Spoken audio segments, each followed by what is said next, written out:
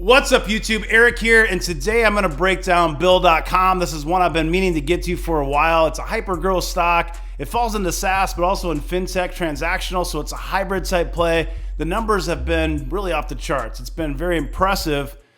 But what about the stock price? Is it a buy here? That's what we're going to figure out in this video. First, I want to actually paint the picture of what Bill.com is all about, describe what they do, what the total addressable market is, what are some of the opportunities, what are some of the risks, and I'm going to break down the valuation, what it's trading at now. I'm going to show you price to sales, EV/NTM, talk about Rule of 40, talk about net-based retention, and then I'm going to give you my opinions and thoughts of where I think the stock might be a buy. I'm going to show you some technical analysis as well.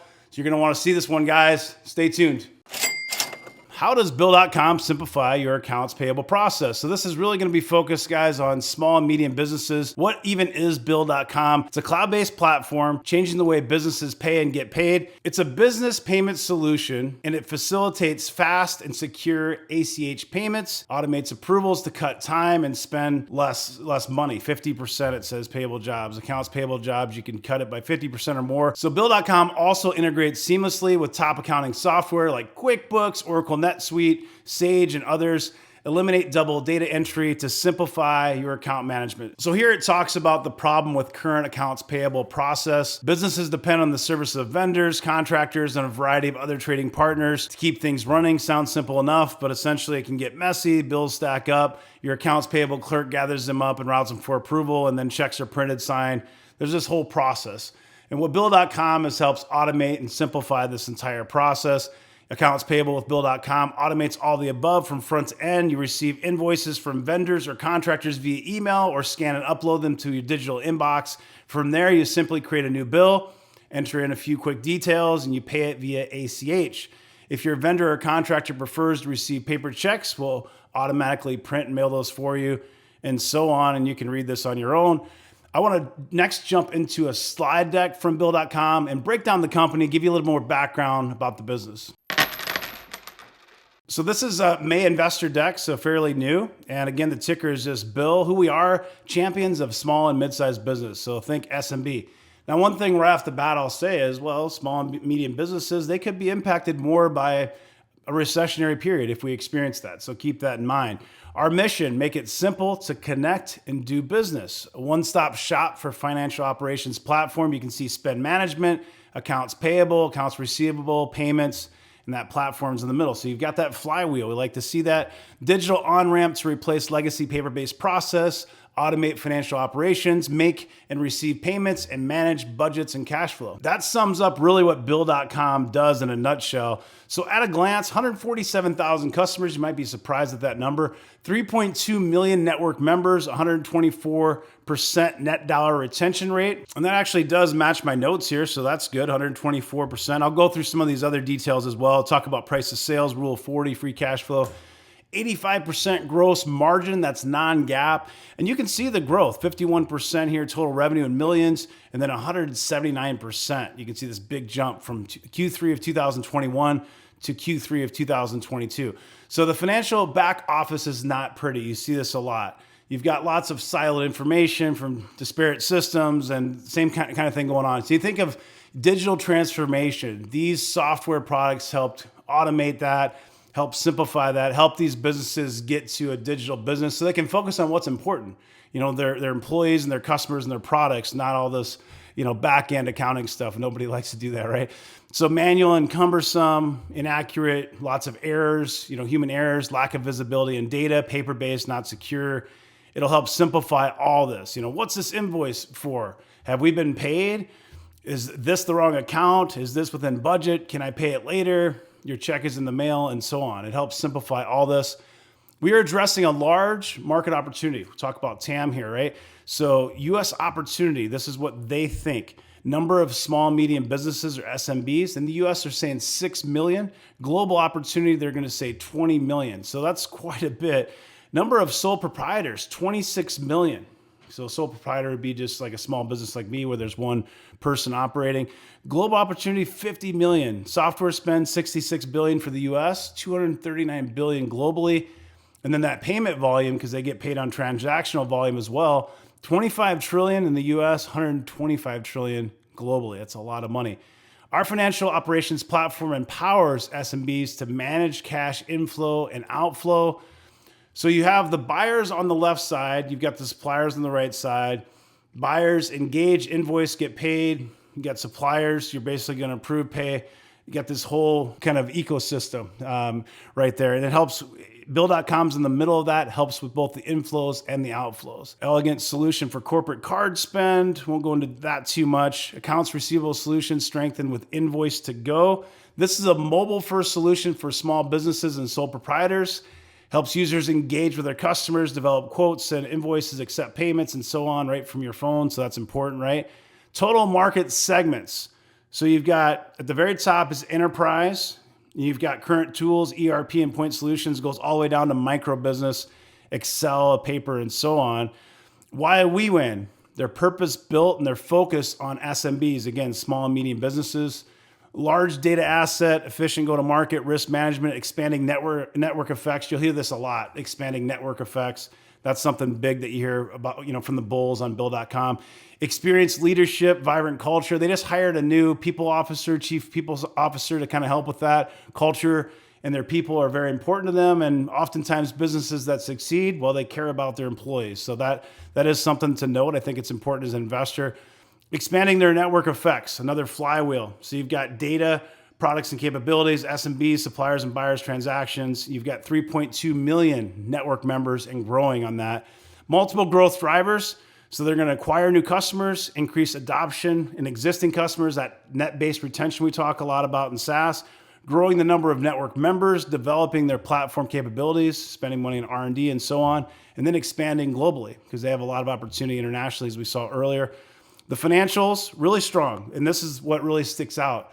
Now, it is trading at a premium, the stock, and you have to decide what premium should it be worth in this kind of market, and I'm going to tell you my opinion on that here soon. So the trailing 12 months revenue, $520 million. Okay, core revenue year-over-year growth, very high growth, 182%. That's phenomenal. Non-GAAP gross margin, that's 85%. That's also very good, okay?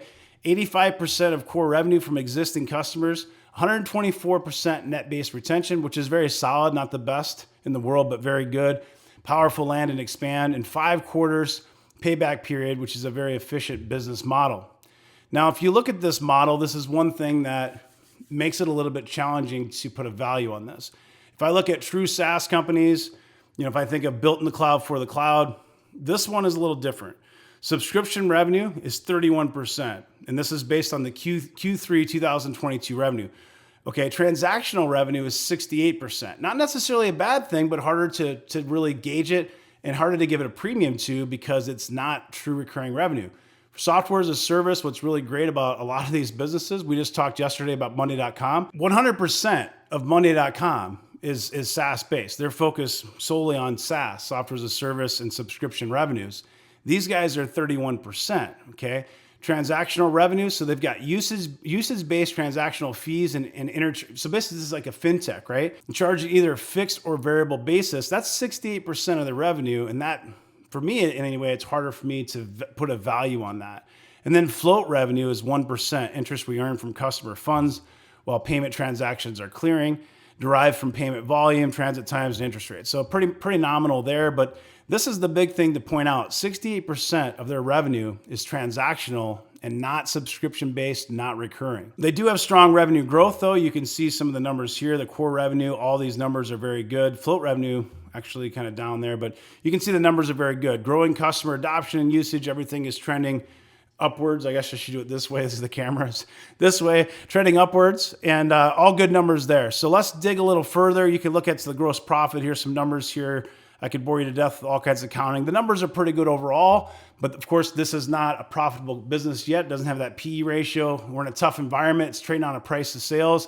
Let's dig into some of those valuation metrics and see what's going on. So Bill.com Holdings actually was up earlier today. It was all the way up to $116, and it's pulled back. It's now trading at $107.87. Okay, so the 52-week high on this was $348.50. The 52-week low is $89.87. Right now, the market cap is $11.25 billion. Headquartered in San Jose, California, founded in 2006. Employees as of 2021 was 1,384. Now, based on the $109 stock price, and it's a little bit less than that, but just give or take, we're at about 20.69 on the price to sales ratio. And you can see that it's come down quite a bit from the highs. It was all the way up here at a 75. This was kind of the top end of 2021. A lot of those stocks were running crazy hard. But now it's the lowest price to sales ratio we've had, that we have on this chart anyway. So according to Google, Bill.com IPO'd in December of 2019. So right before the pandemic, but you can see it's trading back here to price to sales ratio of 21. Okay, so some other important metrics for Bill. Based on a $120 share price, the EV NTM is an 18x. Now that is a hefty premium considering that the top SaaS stocks that are all recurring revenue for the most part, like a Datadog, trades at around 2021 EV NTM. This is trading up at those levels, which you could argue maybe is too high. The price to sales is a 21. That's obviously a very high premium for that as well. And I'm not arguing that this company doesn't have great growth and a great future potentially. And there is some competition. There is a possibility for disruption, so that's always a risk as well. The Rule of 40 though is 183. Now that's one of the highest you're going to find out there. Free cash flow, if you look free cash flow, they're kind of in that spot where it wouldn't take a whole lot for them to be free cash flow positive, but at this point they don't have an earnings and they are burning cash. So they're not a profitable business when you think of earnings, and that's something that the market's going to want to see. So this is going to be one of those hyper growth stocks that's going to get hammered every time interest rates go up, inflation goes up, when the market gyrates, this is going to get hit, right? The net base dollar retention we talked about, 124%. So I'm going to show you a chart, show you where it might go, and then tell you what stock price that I would consider buying this at. All right, so let's look at a chart. I'm going to tell you some price predictions here. If you like looking at technical analysis, we do it every single Wednesday morning in Patreon Discord. Check out firedupwealth.com/Patreon. We do podcasts every Monday and Friday, as well as chart day every Wednesday, and much, much more, including exclusive videos, masterclass, and so on. Check that out. Also, before I forget, this video is sponsored by The Motley Fool. So if you want to receive the top 10 best stocks to buy now, check out fool.com/firedupwealth. So what do I think about Bill.com? Well, here's where it kind of bottomed out around $89 and change. So basically like 89 bucks. It came down to this level here and it bounced pretty hard. Now it is pulling back a little bit from this morning. It's at 106. I honestly think that this one's going to continue to see pressure because it's going to be in that hyper growth type stock bucket, right? And it's going to get hit every time, like I mentioned earlier. So I did some metrics on this for you, and I'm going to show you what I think could happen. So this thing ran up to $348. Let's just go back here and look at the chart. So this started trading here December of 2019. It was around $35, and it's ran pretty hard. It went from 35 up to 348, basically a 10x, like a lot of these stocks that you see, and it's pulled back really hard. The question is it still a buy, at $100? You could argue they've grown a lot. Maybe they are, maybe they aren't, but we talked about, 20 price to sales and the 18 EV NTM. So when I look at this, here's my thesis on it, and this is kind of ballpark, and there's really no way to know for sure. From a technical level, I think it could probably break down and go below this to a new level, probably something like 75. It's not even on my Fibonacci's or anything. And that actually supports pretty close to my thesis here. So what I did on this is I took a 30% reduction because it has lower recurring revenue.